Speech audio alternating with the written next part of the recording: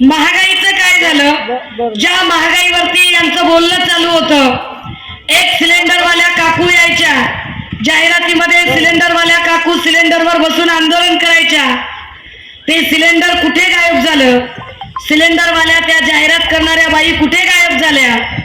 कारण जेव्हा त्या आंदोलन करत होत्या तेव्हा आम्हाला 400ला सिलेंडर मिळायचा, आता तो 1200ला झालेला आहे. बेरोजगारीचा हिशोब करायला गेला तर इथे आमच्या पोरांना नोकऱ्याच नाहीये. गेल्या 10 वर्षात कुठलीही नोकर भरती झालेली नाही. गेल्या 10 वर्षामध्ये इथे आरोग्य सेवक असेल, वैद्यकीय खातं असेल, कृषी खातं असेल, शिक्षण सेवकाची जागा असेल, तलाठी भरती, ग्रामसेवकाची भरती, समाज कल्याणची भरती, यापैकी कुठल्याही भरत्या झालेल्या नाही. 10 वर्षात आम्हाला नोकऱ्याच नाही. आणि नोकऱ्या नाही म्हणून आमची पोरं जी कधी काळी पुणे, मुंबई किंवा संभाजीनगरामध्ये कंपन्यांमध्ये काम शोधायला यायची, तर एक एक करून कंपन्या गुजरातला शिफ्ट होत आहे. गुजरात पाकिस्तानला राहत नाही दादा हो. गुजरात काही पाकिस्तानमध्ये नाहीये, गुजरात भारतातच आहे. पण गुजरातचं भलं करायला गुजरातला मुख्यमंत्री आहेत. महाराष्ट्राच्या मुख्यमंत्र्याने महाराष्ट्राचं भलं करण्यासाठी काम करायला हवं. पण महाराष्ट्राचे मुख्यमंत्री गुजरातचे मुनीम म्हणून काम करत असतील तर आवाज उठवावा लागेल आणि बोलावं लागेल. त्यांना गुजरातचे मुख्यमंत्री यासाठी, गुजरातचे मुनीम म्हणून यासाठी काम करावं लागतंय. कारण त्यांचा मुख्यमंत्री पदाचा जो एकूण खेळ आहे वाया सुरत गुवाहाटीचा, हा खेळच मुळात भाजपच्या जीवावर झाला. आणि यावर दस्तूरखुद्द एकनाथ शिंदे यांनी सभागृहाच्या पटलावर कबुली जबाब दिला. पण आता अडचण अशी आहे की 2 टप्प्यातलं वोटिंग झाल्यानंतर आणि आजचा 3रा टप्पा संपल्यानंतरही त्यांच्या हे पक्क लक्षात आलेलं आहे की निवडणुका हातातनं निसटलेल्या आहेत. निवडणुकीतला स्पष्ट कौल हा आदरणीय उद्धव साहेब आणि आदरणीय पवार साहेबांच्या बाजूने दिसत आहे. निवडणुकीमधला एकूण जो कौल आहे, मतदारांची जी मानसिकता आहे, ती मानसिकता बघितली तर मला खात्रीने आपल्याला सांगता येईल की मराठवाड्यातल्या 8ही जागा या महाविकास आघाडीच्या जागा. पण तसंही लक्षात आलं की महाविकास आघाडी ही बढत घेत आहे. मी हे फार जबाबदारीने बोलतेय, कारण एकूण आचारसंहिता जाहीर झाल्यापासून आणि त्याच्याही आधी मी जेव्हापासून प्रवेश केलाय 28 जुलै 2022 पासून एकही दिवस घरी न थांबता अख्खा महाराष्ट्र जेव्हा मी 3 वेळा पिंजून काढलाय. आणि या निवडणुकीमध्ये भंडारा, गोंदिया, गडचिरोली, चंद्रपूर, रामटेक, नागपूर, वर्धा, यवतमाळ, बुलढाणा, किनवट, हिंगोली, धाराशिव, हातकणंगले, कोल्हापूर, सांगली, पंढरपूर, माढा, सोलापूर, सिंधुदुर्ग, कणकवली, मावळ, पुणे, बारामती, दौंड, इंदापूर एवढ्या भागात ज्या मी सभा घेतल्या आहेत त्यावरून मला जो अनुभव आहे, खात्रीने सांगते की या वेळेला लोक अगदी ताकदीनं या महागाई अन्याय करणाऱ्या मोदींच्या विरोधातली मशाल घेऊन उभे आहेत. ताकदीला सशक्त हात आहे आणि विजयाची तुतारी वाजवायला लोक आतुर आहेत. पण जसंही हे वातावरण दिसलं, लगेचच कोल्याकुळी करायला सुरुवात झाली. मोदीजींनी एक संभ्रम पसरवायला सुरुवात केली.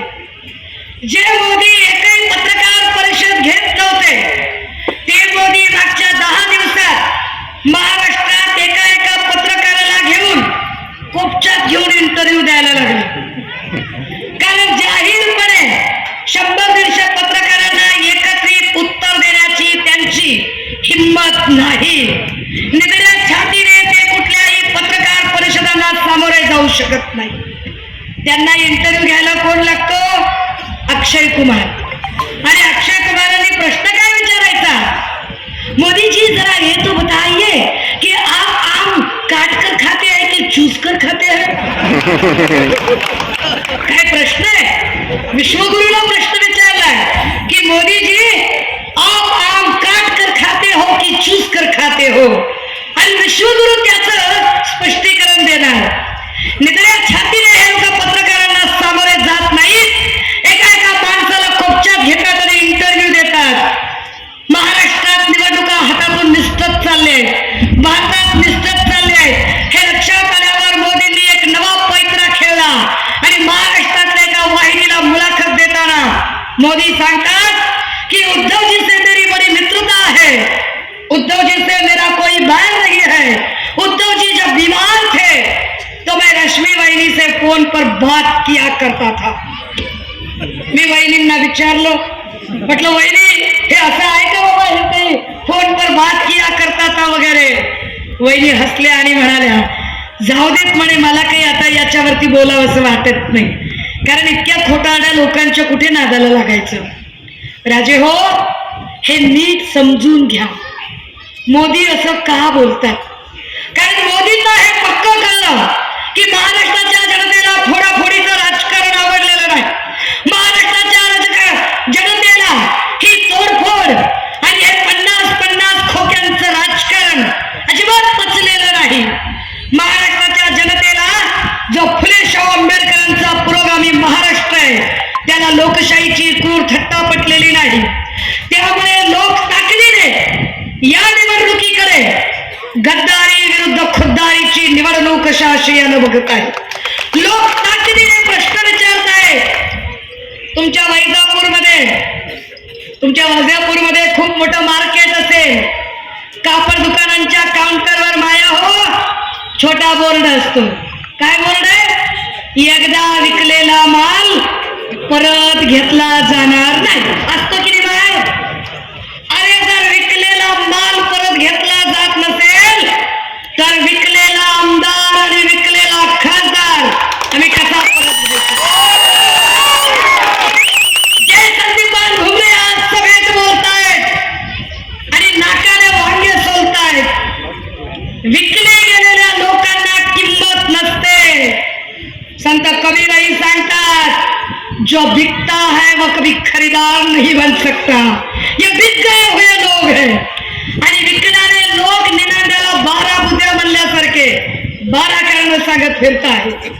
आणि मग मोदींच्या लक्षात येतं, फडणवीसांच्या लक्षात येतं की महाराष्ट्र तर आपल्याला आदरणीय उद्धव साहेबांच्या, पवार साहेबांच्या सोबत आहे. मग काय करावं? मग ते उद्धव साहेबांचं गुडविल शेअर करायला बघतात आणि उद्धव साहेबांच्या सोबत जनता असेल तर जनतेमध्ये संभ्रम निर्माण करायचा प्रयत्न करतात की मेरी तो उद्धव जी से मित्रता है.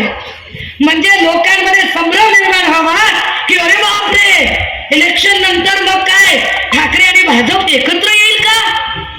मी आपल्याला ताकदीने सांगितलं पाहिजे, शिवसेना उद्धव बाळासाहेब ठाकरे पक्षाची एक जबाबदार पदाधिकारी म्हणून आणि या पक्षाची निष्ठावंत शिवसैनिक म्हणून ठामपणे सांगितलं पाहिजे की ज्या लोकांनी तोडफोड केली, ज्या लोकांनी गद्दारी केली, ज्या लोकांनी इथे कायदे सुव्यवस्थेचे 3-13-9-18 केले, ज्या लोकांनी नाशिक असेल, संभाजीनगर असेल, पुणे असेल, मुंबई असेल, भिवंडी असेल, या भागात आमच्या तरण्या भांड पोरांना ड्रग्ज आणि नशिल्या पदार्थांच्या विळख्यात अडकवलं, ज्या लोकांनी आमच्या महिलांचा मान सन्मान ठेवला नाही, ज्या लोकांनी शेतकऱ्यांच्या शेतमालाला भाव दिला नाही, ज्या लोकांनी आमच्या शिकलेल्या पोरांना रोजगार उपलब्ध होऊ दिला नाही, ज्या लोकांनी फक्त खोक्यांनी आपली उखळं पांढरी केली,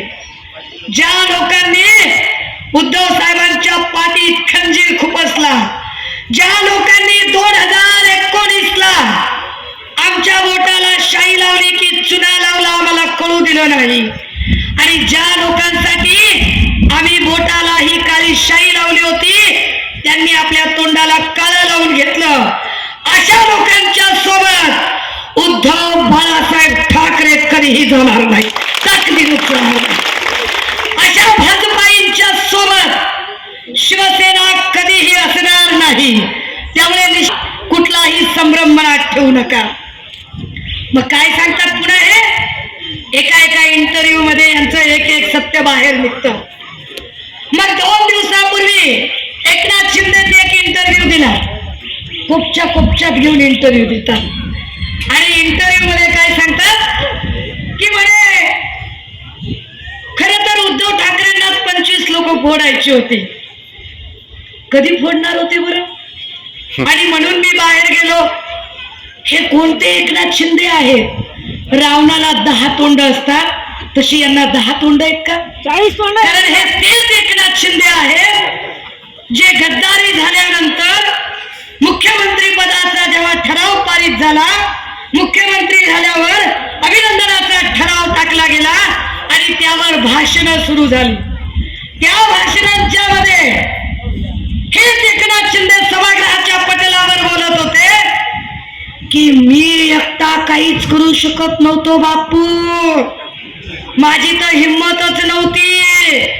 हे 40 लोक घेऊन जर फसलो असतो तर आत्महत्या केली असती. बोलले ना, आम्ही नाही मानलं त्यांनी आणि त्यांच्याच लोक. मोदींनी मला अशी किंवा मोदींच्या भक्तुल्याने देवेंद्र फडणवीस किंवा देवेंद्र फडणवीसांच्या प्याद्यांनी कुणीही उत्तर द्यावीत. 9 महाराष्ट्रातल्या स्मार्ट सिटी सांगाव्यात की ज्यांचं काम 100% पूर्ण झाले. 9 स्मार्ट सिटी सांगता येत असतील तर त्यांनी सांगाव्या. संभाजीनगर स्मार्ट सिटीच्या यादीत होतं. झाली स्मार्ट सिटी? पुणे नाही झालं, तिकडे नाशिक नाही झालं. स्मार्ट सिटीचा तुमचा जो स्वप्न, जो संकल्प होता, 9 शहरं तुम्ही सांगू शकत नाही. मोदींनी किंवा एकनाथ शिंदेंनी, जे एकनाथ शिंदे आज संभाजीनगर मध्ये सभा घेत आहेत, मी उद्याही त्यांना विचारेन 9 जिल्हे सांगावेत मला महाराष्ट्रातले. त्यांनी 9च जिल्हे की ज्या 9 जिल्ह्यांमध्ये एकाही शेतकऱ्याने कर्जबाजारी होऊन आत्महत्या केली नाही, असे 9 जिल्हे त्यांनी सांगावे. पाठ थोपटतो आम्ही तुमची. तुम्ही 9 जिल्हे सांगा, सुषमा अंधारे तुमच्या प्रचाराला यायला तयार आहे. तोंडात जबान नाहीये त्यांच्या उत्तर द्यायला. 9 असे जिल्हे सांगावेत महाराष्ट्रातल्या एकनाथ शिंदेंनी किंवा 9 अशी राज्य सांगावीत मोदींनी भारतातली की ज्या 9 राज्यांमध्ये एकाही दलितावर आणि अल्पसंख्याकांवर अत्याचार झाला नाही. या राज्यातले 9 जिल्हे सांगावेत की जिथे 2.5 वर्षामध्ये मागच्या एकही तुमच्याकडून दंगल झाली नाही. आम्ही खात्रीनं सांगू शकतो की 2.5 वर्षामध्ये सन्माननीय पक्षप्रमुख उद्धव साहेब मुख्यमंत्री असताना इथे एकही दंगल आणि एकही मॉब लिंचिंगची घटना घडली नाही. आम्ही ताकदीने आणि अभिमानाने सांगू शकतो की सन्माननीय पक्षप्रमुख उद्धव साहेब मुख्यमंत्री असताना या राज्यात सरसकट 2 लाखाची कर्जमाफी कुठलाही कागद न मागता झाली. आम्ही खात्रीने आणि अभिमानाने सांगू शकतो की सन्माननीय पक्षप्रमुख मुख्यमंत्री असताना या राज्यात पहिल्यांदा कापसाचा भाव 11 ते 13 हजारापर्यंत दिला गेला. हे आम्ही सांगू शकतो. यांनी आम्हाला सांगावी आणि उत्तर द्यावी की तुम्ही आतापर्यंत काय केलं. अरे विचार करा दादा हो, एवढा कोविडचा काळ होता, माणूस माणसाला ओळखत नव्हता. भाजपचं ज्या उत्तर प्रदेशमध्ये राज्य होतं त्या उत्तर प्रदेशमध्ये प्रेत नदीवर जाळली जात होती. गुजरातमध्ये प्रेत रस्त्यावर जाळली जात होती. युपी मध्ये प्रेत नदीवर तरंगत होती. सगळीकडे प्रेतांची विटंबना होत होती. पण महाराष्ट्र असं एकमेव राज्य आहे ज्या राज्यामध्ये प्रत्येक जाती धर्माच्या मृतकाचे अंत्यसंस्कार त्यांच्या जाती धर्मानुसार त्या इतमामात आणि त्या संस्कारानुसार केले गेले. हे उद्धव साहेबांच्या काळात आम्ही खात्रीला सांगू शकतो की उद्धव साहेबांच्या काळात एकही लाठी हल्ला झाला नाही.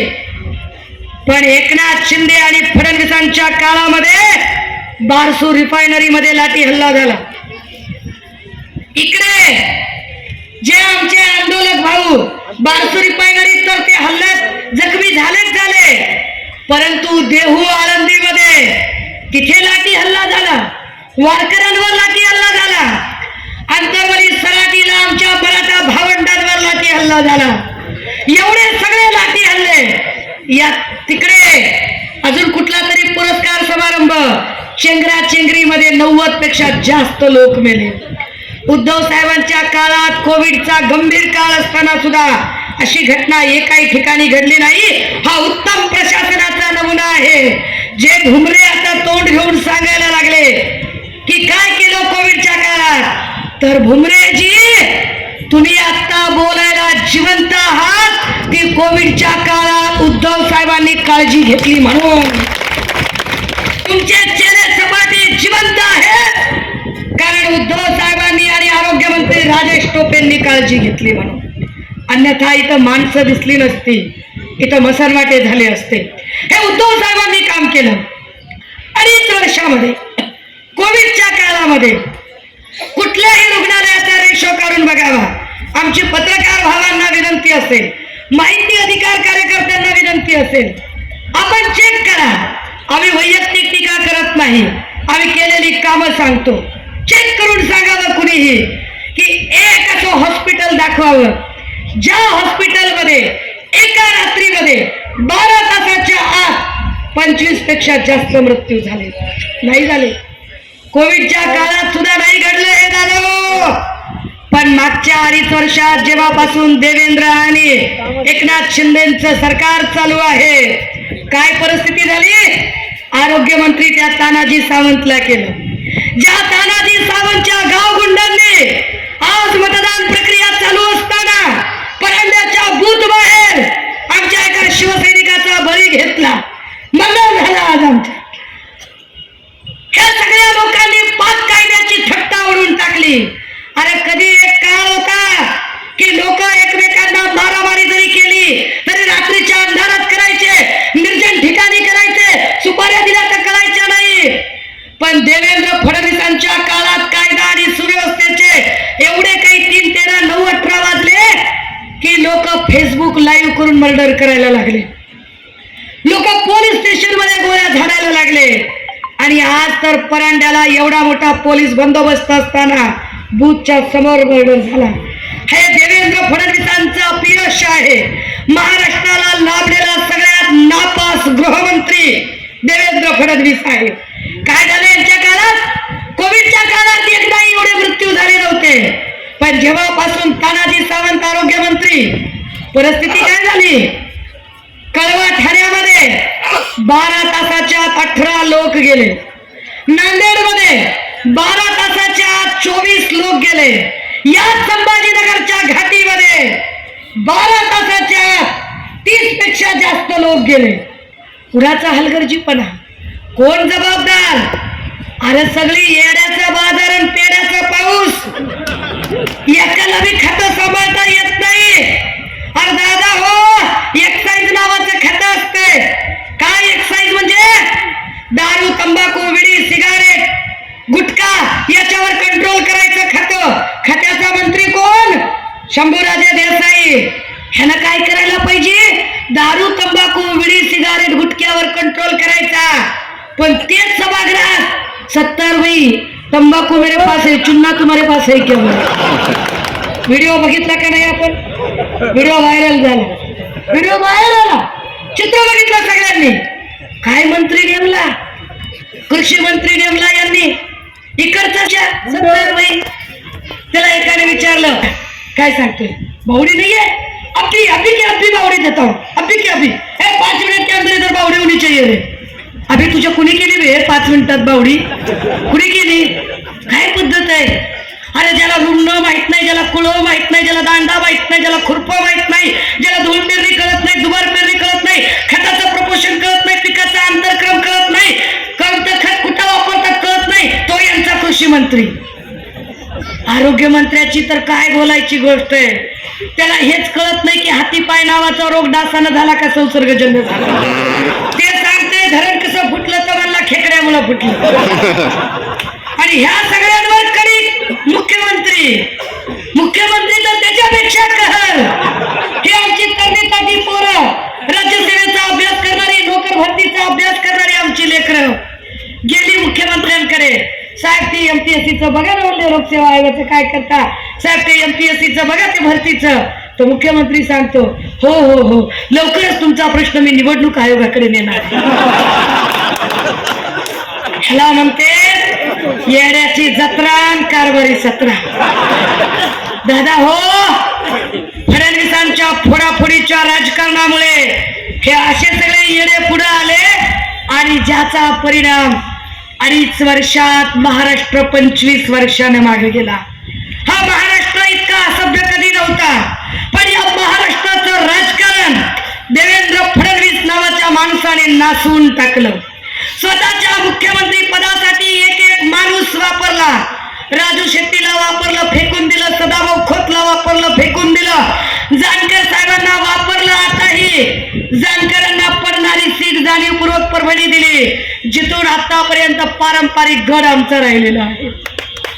वापरलं त्याने, प्रत्येकाला वापरत राहिले, ते प्रत्येकाला वापरत राहिले. आता वापरायची बारी कुणाची? आता वापरायची बारी शिंदे. एक नंबर राईट कार्यक्रम लावलेला आहे. सगळी कपडे फाडायची खाती आमच्या भावांकडे येतं. भाऊ बी असले वांड आहेत की बघायचं काम नाही.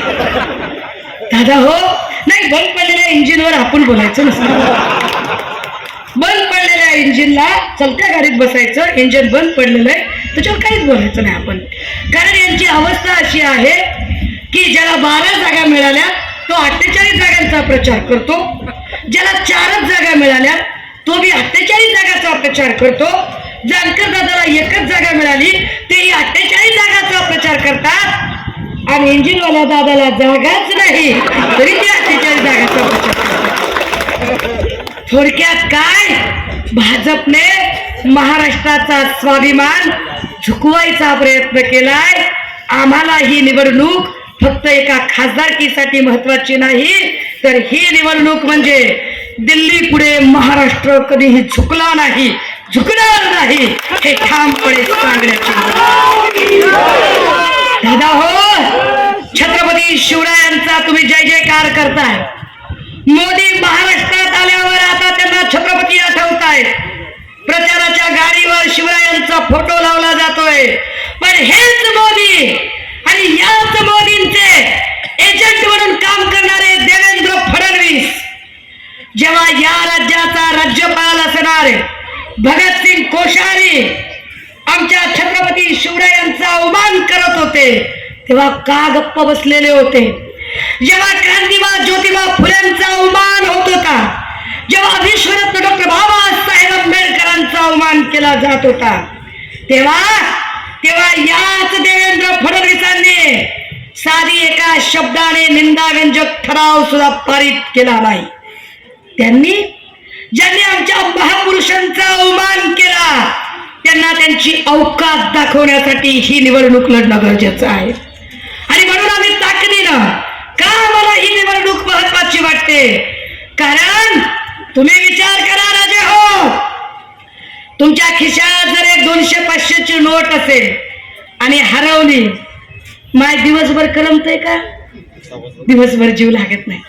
हरवले माय पैसे, कष्टाचे पैसे होते हो. अहो 8 दिवस झालं लेकरू मागे लागलं तरी मोडले नव्हते माय. किती मला त्या दिवशी काय तर घे वाटलं तर नाही घेतलो मी, मोडले नाही. किती वेळा म्हणतो आपण, अरे चहाला सुद्धा पैसे मोडले नाही. अरे तेवढं ऊन अंगावर घेतलं मी, डोक्यावर ऊन घेतलं, पायी चलत गेलो, रिक्षाला पैसे मोडले नाही, पैसे जपून ठेवले होते. हरवले बरं का, कष्टाचे होते, पचणार नाहीत रे कुणाला, आले कष्टाचे पैसे गेले म्हणता की नाही माय.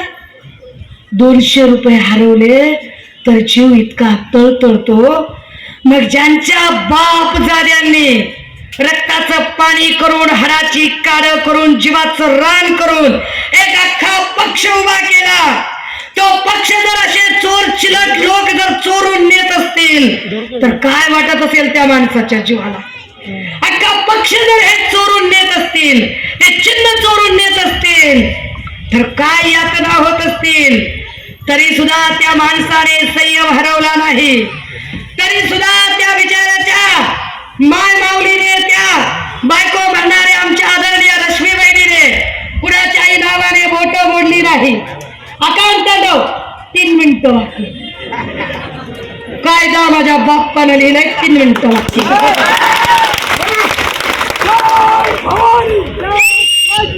एक शब्दाने अकांत केला नाही. तुम्ही डोकं शांत ठेवून विचार करा. गेल्या 2.5 वर्षामध्ये असेल, प्रत्येक जण इथल्या महिलांबद्दल वाईट पद्धतीने बोलतो. हा इकडचा तुमच्या बाजूचा सिडकोचा अत्यंत अक्कलवान माणूस बायकांबद्दल काय भाषा वापरतो, बोलत नाही आता त्याच्यावर. पण आम्हाला अभिमान आहे की आदरणीय खैरे साहेब असतील किंवा आमच्या पक्षातला कोणताही माणूस एकाही माय माऊलीबद्दल चुकूनही अनादर केला नाही. आणि म्हणून इथल्या महिलांच्या सुरक्षिततेसाठी, शेतमालाला योग्य भाव मिळण्यासाठी, बेरोजगारीचं संकट टाळण्यासाठी, महागाई दूर करण्यासाठी आणि या राज्याला एक स्थिर सरकार देण्यासाठी 13 तारखेला 1 नंबरला मशाल आणि मशालच पेटली पाहिजे. आणि म्हणून आम्ही वारंवार सांगतोय, काय दादा हो, 13 तारखेला 1 नंबर कपडे घालायचे, 1 नंबर कार इस्त्रीचे कपडे घालायचे.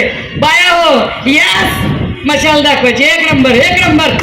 येऊ ना 13 तारखेला 1 नंबर झोकात साडी घालायची, ऐटीत बाहेर पडायचं, दणक्यात मशालीचं बटन दाबायचं आणि बुमरेड बोरणाऱ्याच्या लोकांसमोर जाऊन सांगायचं,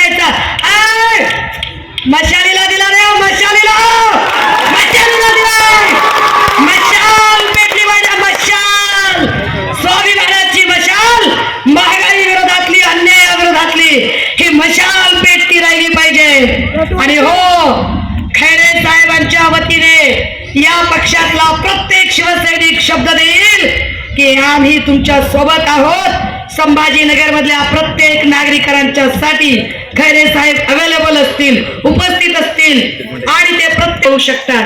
कुणाला वाईट वाटू शकतं, अर्थात तुम्हाला नाही, पण बोलणाऱ्याचे काही खबरे असू शकतात जे मोबाईल चालू ठेवून बसले असतील. मी सुषमा अंधारे आहे, 13 तारखेचा मशालीला वोटिंग करण्याचं अपील करते, थांबते, रजा घेते. जय हिंद, जय महाराष्ट्र.